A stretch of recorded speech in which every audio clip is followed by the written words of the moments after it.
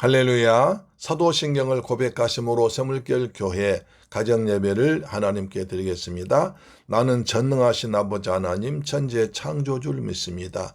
나는 그의 유일하신 아들 우리 주 예수 그리스도를 믿습니다.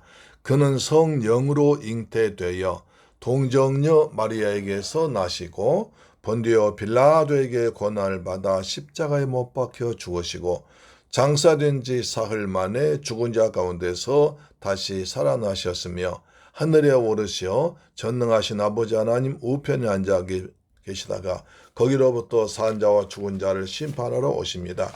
나는 성령을 믿으며 거룩한 공교회와 성도의 교제와 죄를 용서받는 것과 몸의 부활과 영생을 믿습니다. 아멘. 찬송가 586장입니다. 어느 민족 어느 개나 결단할 때 있습니다. 586장 어느 민족 누구게나 결단할 때 있나니 참과 거짓 싸울 때에 어느 편에 설 건가 주가 주신 새 목표가 우리 앞에 보이니 빛과 어둠 사이에서 선택하며 살리라. 고상하고 아름답다 진리 편에 서는 일 진리 위에 억압받고 명예이익 잃어도 비겁한 자 물러서나 용감한 자 굳세게 낙심한 자 돌아오는 그날까지 서리라. 순교자의 빛을 따라 주의 뒤를 쫓아서 십자가를 등에 지고 앞만 향해 가리라. 새 시대는 새 사명을 우리에게 주나니 진리 따라 사는 자는 전진하리 언제나. 악이 비록 성하여도 진리 더욱 강하다. 진리 따라 살아갈 때 어려움도 당하리. 우리 가는 그 앞길에 어두운 장막 덮쳐도 하나님이 함께 계셔 항상 지켜주시리. 아멘. 하나님 말씀 보겠습니다. 에스라 10장 18절로 44절 말씀됩니다. 긴 절이지만 같이 한번 읽어보겠습니다. 시작. 에스라 10장 18절요. 제사장의 무리 중에 이방 여인을 아내로 맞이한 자는 예수와 자손 중 요사닥의 아들과 그의 형제 마세아와 엘리에셀과 야립과 그달랴라. 그들이 다 손을 잡아 맹세하여 그들의 아내를 내보내기로 하고 또 그 죄를 말미암아 순양 한 마리를 속건제로 드렸으며 또 임메일 자손 중에서는 하나니와 스바디아요 하림 자손 중에서는 마세아와 엘리야와 스마야와 여이엘과 우시아요 바솔 자손 중에서는 엘료 에네와 마세아와 이스마엘과 느다넬과 요사락과 엘리사였더라. 레이 사람 중에서는 요사박과 시므이와 굴라야라 하는 글라디아와 부다히야와 유다와 엘리에셀이었더라. 노래하는 자 중에선 엘리야십이요 문지기 중에선 살룸과 델렘과 우리아였더라. 이스라엘 중에선 바로스 자손 중에서는 라미아와 이시야와 말기야와 미야민과 엘르아살과 말가야와 브나야요. 엘람 자손 중에선 마따냐와 스가랴와 여이엘과 압디와 여레목과 엘리야요. 사또 자손 중에선 엘요에네와 엘리아십과 마따냐와 에레목과 사밧과 아시사요. 뱀의 자손 중에선 여호하난과 하나냐와 삽베와 아들레요. 바니 자손 중에선 무술람과 밀룩과 말룩과 아다야와 야sup과 스알과 여레못이요. 바합 모함 자손 중에선 안나와 글랄과 브나야와 마세야와 마따냐와 부살렐과 빈누이와 므나세요. 하림 자손 중에선 엘리에셀과 이시야와 말기야와 서마야와 시몬과 베냐민과 말룩과 서마리아요. 하솜 자손 중에선 마뜨네와 마따따와 사밧과 엘리멜렉과 여레메와 므나세와 시므이요. 바니 자손 중에서는 마대와 아므람과 우엘과 브나야와 베드야와 글루히와 와냐와 무레목과 엘리아십과 마따냐와 마뜨네와 야아수와 바니와 빈누이와 시므이와 셀레미아와 나단과 아다야와 막나드베와 사세와 사레와 아사렐과 셀레미아와 스마리아와 살룸과 아마랴 요셉이요. 느보 자손 중에서는 여이엘과 마따디아와 사밧과 스비네와 이또와 요엘과 브나야더라. 이상은 모두 이방 여인을 아내로 맞이한 자라. 그 중에는 자녀를 낳은 여인도 있었더라. 할렐루야. 사랑하는 하나님께 가족 여러분, 우리 이제 드디어 에스라서 마지막 장 마지막 절까지 보았습니다. 우리는 지금까지 쭉 읽어오면서 학사 에스라가 얼마나 고통스러웠는가. 학사 겸 제사장요 총독이었습니다. 그래서 에스라가 너무 기가 막힐 맞이해서 덜썩 주저앉아서 자기 속옷을 찢고 겉옷을 찢고 수염을 뽑고 머리털을 뽑으면서까지 통에 자복하며 하나님께 회개했습니다. 3일 동안 금식하면서 회개하기도 했습니다. 그래서 이스라엘 자손은 다 예루살렘에 모여라. 모여서 다시 한번 민족 이야기하고 송포합니다. 만일 너희가 내가 이스라엘로 오라고 예루살렘 오라고 오지 않으면 너희 전 재산을 정몰하고 그 다음에 너희를 이스라엘 단체에서 추방해버리겠다. 그래서 사람들이 다 왔습니다. 하나님의 성전 앞 광장에 앉아서 일과 큰 빛 때문에 떨고 있었습니다. 그때 제사장 에스라가 말합니다. 자, 10장 11절 보니까 이제 너희 조상들의 하나님 앞에서 죄를 자복하고 그의 뜻대로 행하여 그 지방 사람들과 이방 여인을 끊어버리라. 모든 회중이 아멘 마땅히 해야 할 것입니다. 그랬습니다. 그래서 중간에 반대한 사람도 나왔지만 15절에 반대자가 나오겠지만 그러나 백성 모두는 하나님께 회개하고 돌아가자고 했습니다. 그래서 관리를 세우고 이제 그 일을 집행하는데 자, 맨 먼저 누가 나옵니까? 18절 보니까 제사장의 무리 중에 제사장의 무리가 나왔습니다. 그러니까 모범을 보이고 백성들을 인도해야 되고 백성들에게 하나님을 잘 믿도록 이끌어야 할 제사장 중에서 이런 일이 나왔으니까 부끄러운 이름 맨 앞에 놓습니다.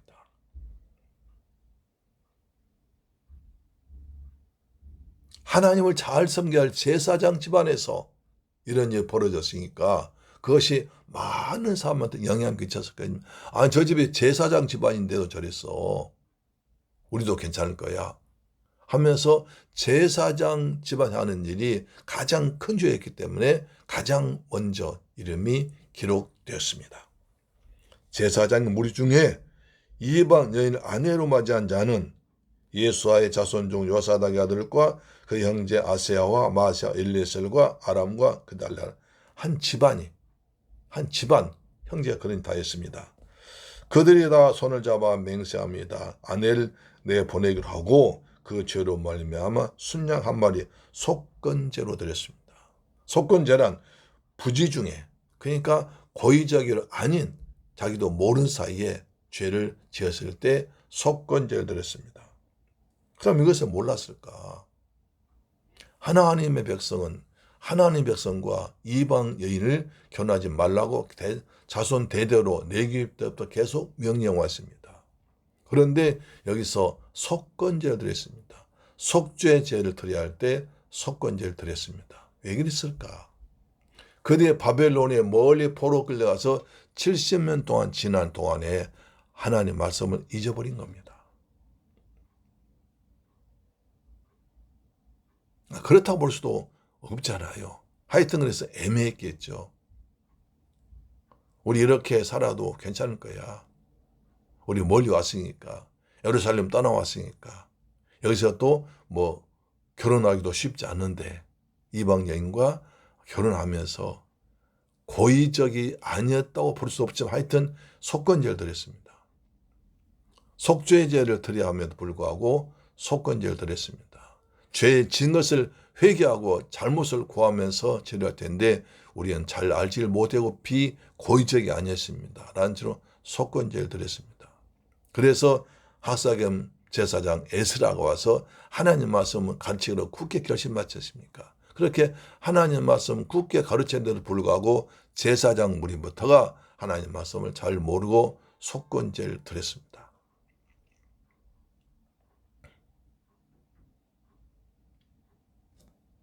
우리 하나님 말씀을 잘 알고 잘 배우고 잘 지켜야 되는 것이 복인 줄로 믿습니다. 여호와의 말씀을 즐거워하여 주야로 묵상한 자는 복이 있습니다. 마르지 않습니다. 모든 것이 풍성하게 채워집니다. 할렐루야, 아멘.